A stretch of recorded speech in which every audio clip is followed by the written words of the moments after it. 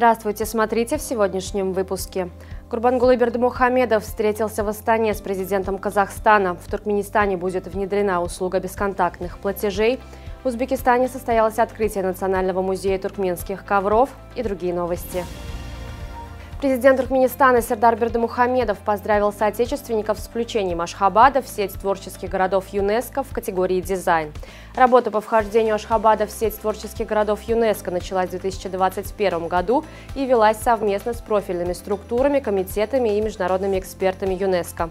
За эти годы Ашхабад был признан мировым сообществом красивейшим, технологически продвинутым городом мира. Президент Туркменистана Сердар Бердымухамедов посетит Узбекистан для участия в 16-м саммите Организации экономического сотрудничества в Ташкенте 8-9 ноября. Национальный лидер туркменского народа Гурбангулы Бердымухамедов встретился в Астане с президентом Казахстана Касым-Жомартом Токаевым.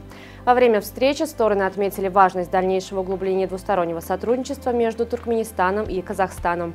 Отметим, что сегодня Гурбангулы Бердымухамедов прибыл в Казахстан для участия в 10-м саммите Организации тюркских государств. Акционерный коммерческий банк Туркменистана Халкбанк разработал программное обеспечение «Цифровая карта» для мобильных телефонов. С его помощью в стране будет внедрена услуга бесконтактных платежей с помощью технологий NFC и QR-кода.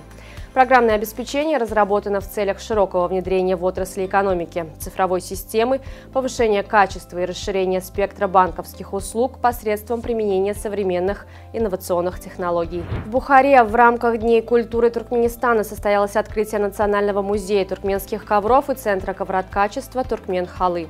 На церемонии открытия была перерезана символическая ленточка. Национальный музей туркменских ковров и Центр ковроткачества начали свою работу. В торжественном мероприятии приняли участие официальные лица Бухары, члены делегации Туркменистана, мастера ковроткачества и работники средств массовой информации. В Туркменистане успешно завершился сев озимой пшеницы. Ценной культурой засеяно 690 тысяч гектаров земель. В настоящее время в вилаятах осуществляется уход за пшеничными полями согласно нормам агротехники.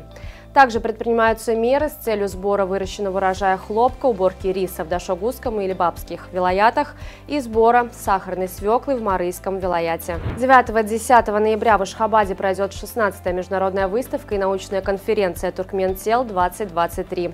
В предстоящих мероприятиях ожидается участие отечественных и зарубежных ученых, экспертов, бизнесменов, представителей международных организаций. В ходе форума будут рассмотрены вопросы, связанные с развитием сотрудничества в таких направлениях, как цифровая трансформация, кибербезопасность, спутниковые технологии связи, а также государственная стратегия в области цифрового развития.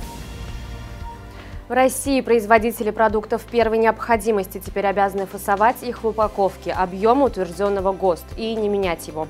Теперь производители сливочного и подсолнечного масла, вермишели, сахара, соли, муки, риса, пшена, черного чая и иных продовольственных товаров первой необходимости, желающие заявить об их соответствии ГОСТу, должны использовать фиксированные значения количества названного товара.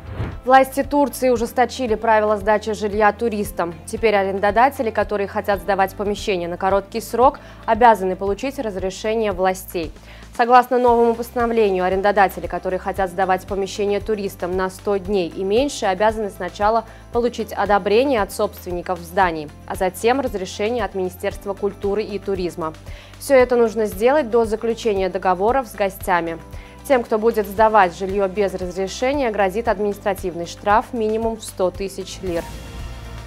Стартовала продажа билетов на матч 4-го тура группового этапа Лиги чемпионов АФК между туркменским Ахалом и узбекским Пахтакором. Поединок состоится в столице Туркменистана на многофункциональном стадионе Ашхабад 7 ноября и начнется в 19:00 по местному времени. Приобрести билеты можно в кассе стадиона Ашхабад, а также в точках продаж на территории торгово-развлекательных центров Беркарар, Гюльзеймин и торгового центра «15 лет независимости». Футбольный клуб «Аркадак», представляющий одноименный город государственного значения, выиграл все 22 официальных матча, в которых принял участие в текущем сезоне. В четверг команда одержала домашнюю победу над Шагадамом из города Туркменбаши в рамках 20-го тура чемпионата Туркменистана по футболу. Встреча прошла на стадионе Ниса и завершилась в пользу хозяев поля со счетом 3-2. На сегодня это все. Желаю вам хорошего завершения дня. Увидимся завтра. И не забывайте, что Туркменпортал – ваш самый надежный источник новостей.